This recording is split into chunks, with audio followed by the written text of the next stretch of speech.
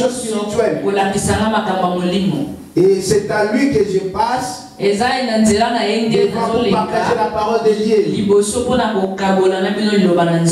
Toujours reconnaissant avec tous les fidèles de l'Église. Aussi au comité qui travaille avec papa. Cet après-midi, mon thème est intitulé comme suit. Qui est contre ta vie et qui contrôle ta vie. Déjà, nous avons comme thème principal de notre période que nous passée dans un marathon. Notre thème principal de la période de marathon, c'est bénis-moi d'abord. Dans tout ce que tu peux faire, pour l'instant, ce qui m'intéresse, bénis-moi d'abord. Tes mots bien révélés. Si tu vas me tuer, bénis-moi d'abord. C'est vraiment un thème formidable. Alors, ce marathon sera inauguré par notre papa. Je bénis le Seigneur parce que je bénis le Seigneur parce qu'il nous donnera l'envol par laquelle nous allons. Déjà avec thème, ça dit beaucoup de choses. Ce thème déjà dit beaucoup de choses. Alors, aujourd'hui, je voulais juste je voulais seulement arroser un peu le champ. Afin que lorsque papa va mettre la sémence sur la terre, afin que quand papa cette sémence puisse produire encore le fruit. Pour que l'eau est bonne. Amen. Amen. Alors, rapidement, nous allons lire dans le livre de Luc. Luc chapitre 8. Rapidement, Luc chapitre 8. Luc 8, 26. Luc 8, verset 26.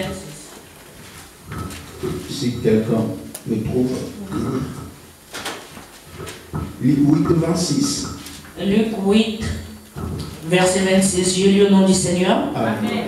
Ils abordèrent dans le pays des Géraséniens, qui est vis-à-vis de la Galilée. Lorsque Jésus fut descendu à terre, il vint au-devant de lui un homme de la ville, qui était possédé de plusieurs démons. Depuis longtemps, il ne portait point de vêtements et avait sa demeure non dans une maison, mais dans les sépulcres. Ayant vu Jésus, il poussa un cri, se jeta à ses pieds et dit d'une voix forte, « Qu'y a-t-il entre moi et toi, Jésus, fils du Dieu très haut? Je t'en supplie, ne me tourmente pas. » Car Jésus commandait à l'esprit impur de sortir de cet homme, dont il s'était emparé depuis longtemps.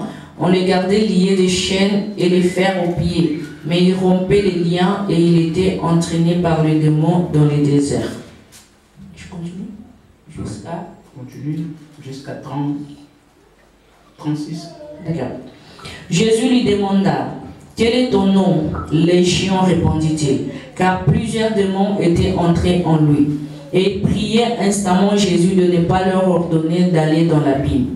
Il y avait là dans la montagne un grand troupeau de pourceaux qui paissaient. Et les démons supplièrent Jésus de leur permettre d'entrer dans ces pourceaux. Il le leur permit. Les démons sortirent de cet homme, entrèrent dans les pourceaux et le troupeau se précipita des pentes escarpées dans le lac et se noya. Ceux qui le faisaient paître, voyant ce qui était arrivé, s'enfuirent et répandirent la nouvelle dans la ville et dans les campagnes. Les gens allèrent voir ce qui était arrivé.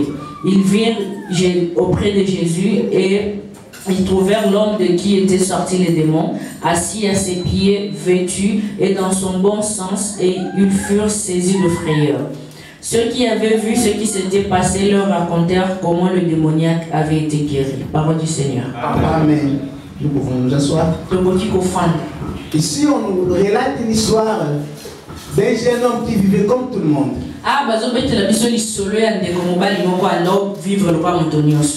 Cet homme grandissait comme nous aussi nous le grandissons. Alors dans sa vie, il avait aussi ses projets. Il comptait un jour encore fonder sa famille, avoir une femme, aussi ses enfants. Il grandissait comme tout le monde. Alors pour cet homme, on ne sait pas ce qui est arrivé. Un jour, cet homme devient fou. Je pense qu'étant un être vivant, il avait aussi ses parents. Comme il était garçon, ses parents aussi comptaient pour lui. C'est lui. Aussi sa famille comptait aussi à leurs frères. Mais curieusement, un jour cet homme devient un fou. La Bible ne nous relate pas ce qui est arrivé pour que cet homme devienne fou.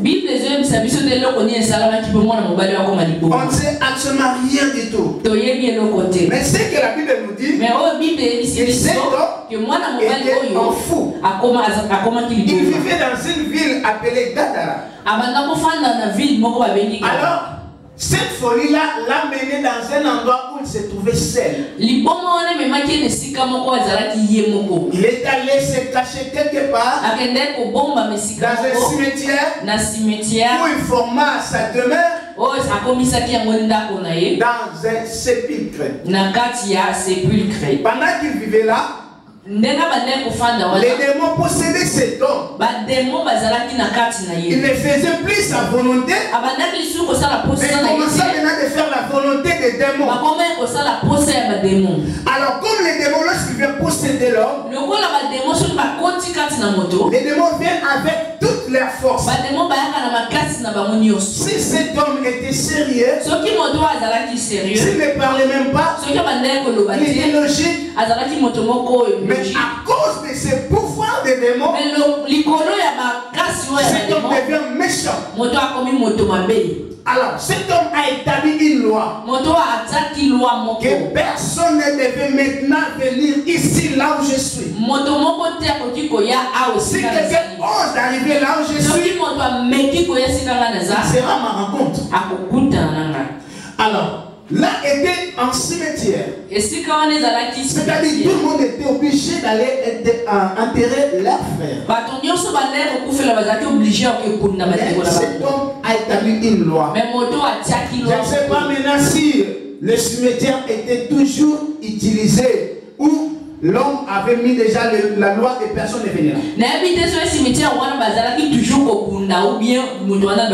Alors il arriva un jour, Jésus devait passer.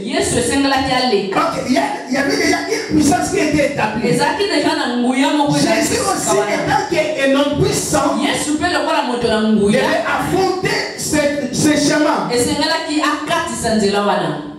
Alors, des puissances devait s'affronter. Pendant que Jésus passait, et cet homme-là, de lui a ressenti qu'il est menacé. Il a senti qu'il y a une force qui vient lui attaquer. Du coup, il a couru au pied de Jésus. Au lieu de menacer Jésus, au lieu de taper Jésus comme il avait l'habitude, mais cet homme est allé à genoux devant Jésus. La Bible nous dit même que les démons là, les donner de la force. À tel point que cet homme, il était enchaîné. Mais avec cette force, il brisait les chaînes. Pas seulement de briser les chaînes, mais il se faisait blesser de lui-même. Amen. Lorsque un esprit mauvais vient posséder une personne, il lui pousse de faire de n'importe quoi et de faire de n'importe comment. Parfois cela est hors de sa volonté. Amen. Alors lorsque les démons a vu Jésus, il a couru vers Jésus en criant, Fils de l'homme, qui as-tu entre toi et moi? Es-tu venu me troubler ou me tourmenter avant le temps. Même les démons savent qu'il y aura un jour où tout sera arrêté. Je suis venu te dire aujourd'hui, s'il y avait quelque chose qui te dérangeait, parce que derrière toute chose, il y a un esprit. Mais aujourd'hui, cet esprit-là va connaître la puissance de Dieu. S'il y avait la maladie qui te dérangeait, aujourd'hui le Seigneur veut guérir quelqu'un. Le Seigneur voulait délivrer quelqu'un. Le Seigneur voulait rendre une personne libre. Qui te possède, qui est contre ta vie, qui contrôle ta vie. C'est comme les démons qui contrôlaient sa vie. Mais un jour Jésus est obligé d'aller maintenant contrôler la vie de cet homme. Et c'est Jésus-là qui a été crucifié sur la croix. Il a donné sa vie pour toi. Aujourd'hui il est venu pour contrôler ta vie. Il est venu pour contrôler ta situation. Il est venu pour changer la chose. Amen. Amen. Amen. Et les démons disent à Jésus, je te conjure au nom de Dieu, ne nous tourmente pas. Ne nous tourmente pas. Même les démons reconnaissent qu'il y a un Dieu puissant. Et Jésus, la première des choses, lui a dit, sors de cet homme l'esprit impur. Bien aimé, tout ce qui te dérange, si c'est là et sous la puissance du malin, ça va te quitter au nom de Jésus. Alors écoutez Jésus. Jésus a dit, quel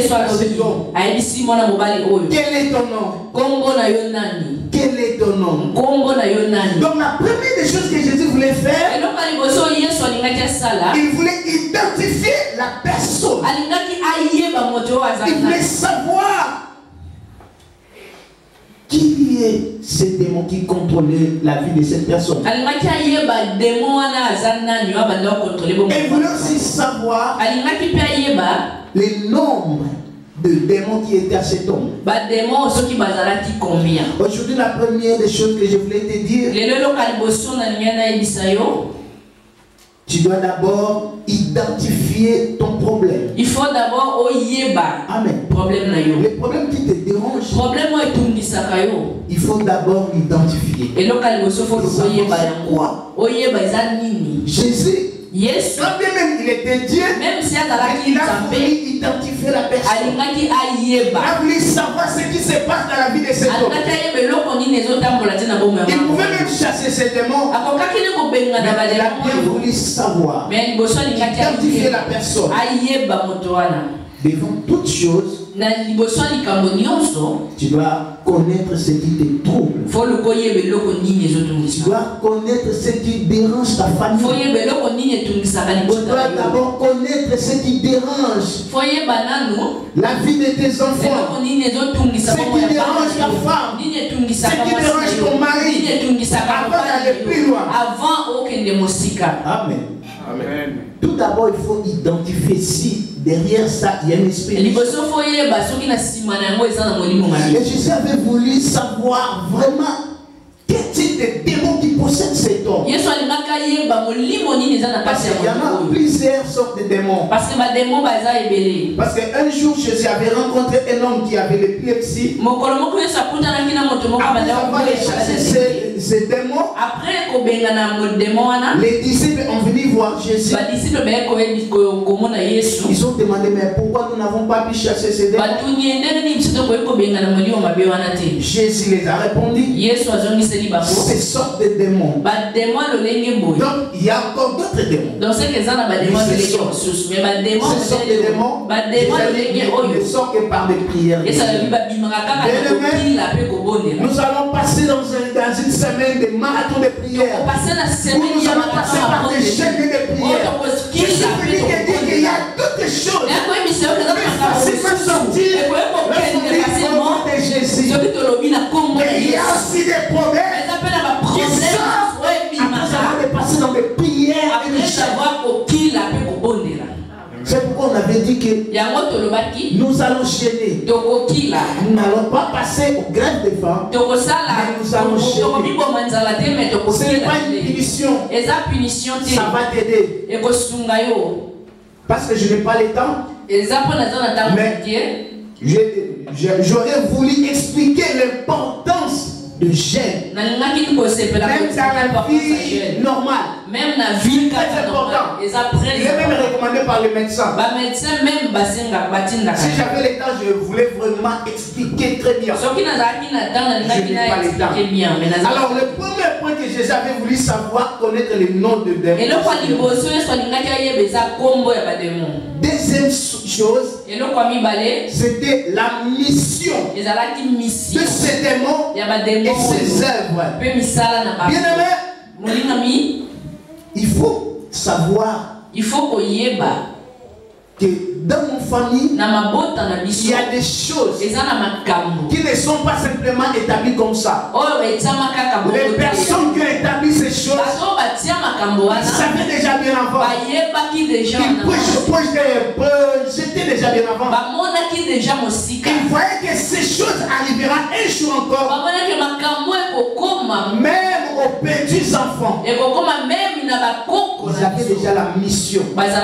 C'est pas pour rien aujourd'hui beaucoup de familles souffrent.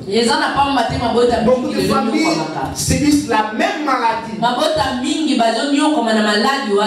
Tu dois d'abord connaître la mission de ce qu'on a établi. Amen. Nos frères de l'autre côté, et ils ont cette habitude-là vraiment de citer un par un. Ils exagèrent aussi. Oui, ils exagèrent un peu. Amen. Sinon, avant que mon papa vienne à la maison, je vais lui dire, je vais chercher d'abord à savoir les là, non, ça ne peut pas se faire. Deuxième chose, c'est de connaître la mission et les œuvres de ces démons. Et troisièmement, Jésus avait voulu localiser et repérer l'adresse. Bien aimé, ton problème, ta situation, tu dois chercher à connaître. Ça a commencé où? Vous savez, parfois il est important d'aller parfois interroger nos parents. S'ils sont encore vivants, relate-moi un peu l'histoire de notre famille. Comment nous sommes nés? Dites-moi un peu comment la personne telle était morte. Alors après sa mort, comment cela est arrivé? Pourquoi dans notre famille il y a toujours les mêmes problèmes? Je suis venu dire à quelqu'un, aussi énervé quelqu'un comme moi. Quand je suis vraiment énervé, je vous le dis. C'est pourquoi pendant cette semaine, viens prier. Ne comptez pas sur personne. Moi aussi je vais prier. Je vais prier aussi pour ma famille. Je vais prier aussi pour des situations qui commencent à mettre ma famille. Je ne peux pas supporter à tout temps on me relate toujours la même chose. Il se répète à des personnes. Et pourtant je suis serviteur de Dieu dans cette famille. Et pourtant ma famille sert Dieu. Bien-aimé, tu dois localiser la situation. Il faut oyer la situation. Même dans la Bible, lorsque Jonas a fui dans le bateau, le capitaine a voulu localiser. Là où le problème commence.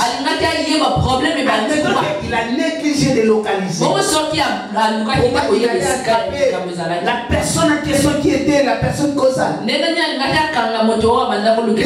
Il faut localiser les problèmes là où ils commencent. C'est-à-dire aller dans son origine. Pourquoi il y a toujours des divorces dans notre famille? Pourquoi il y a toujours des pertes des enfants? Pourquoi seulement si j'attrape la grossesse. Mais si tu poses la question, parfois on te dira que la personne là aussi, il a vécu ce même chose. Alors toi, tu es un enfant de Dieu. Tu peux repérer maintenant les problèmes. Tu ne peux pas aller couper un arbre.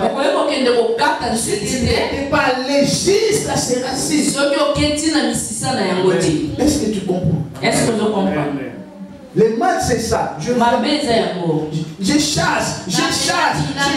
Mais tu ne sais pas comment tu chasses. Amen. Même les démons.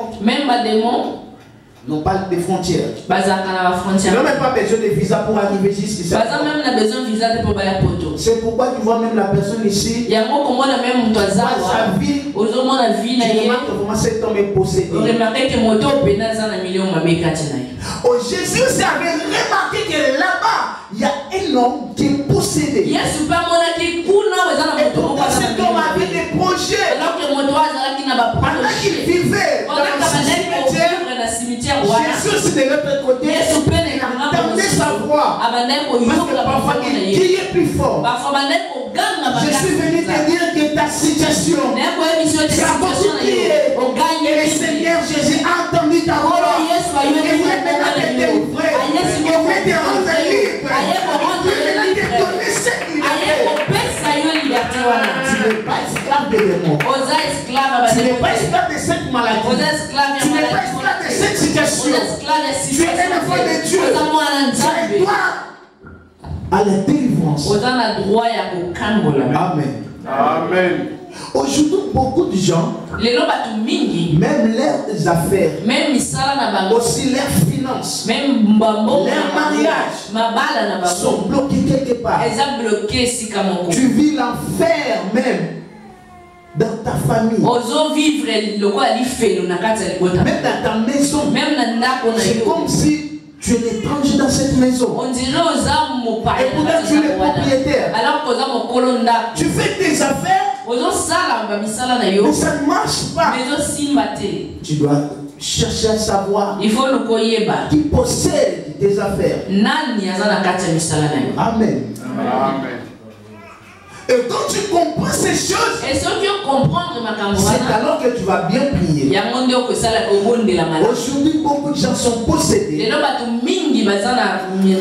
Parfois, vous allez remarquer, il y a des enfants où il y a un homme ou une femme où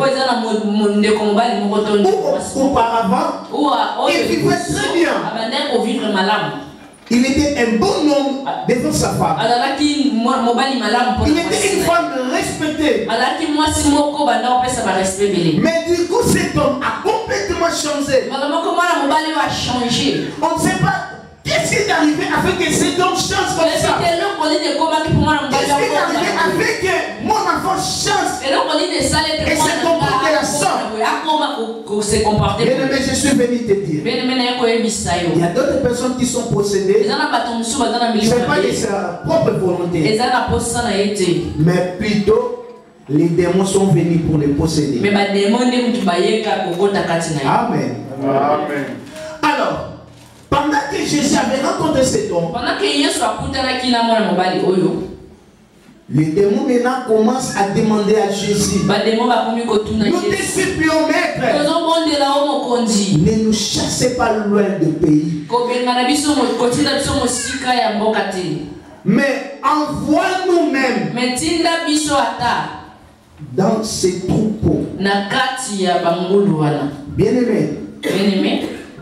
Quand Jésus a chassé ce démon, avant même de les chasser, la première des choses, Jésus avait demandé à ces démons, quel est ton nom? Et les démons ont répondu, nous sommes légion.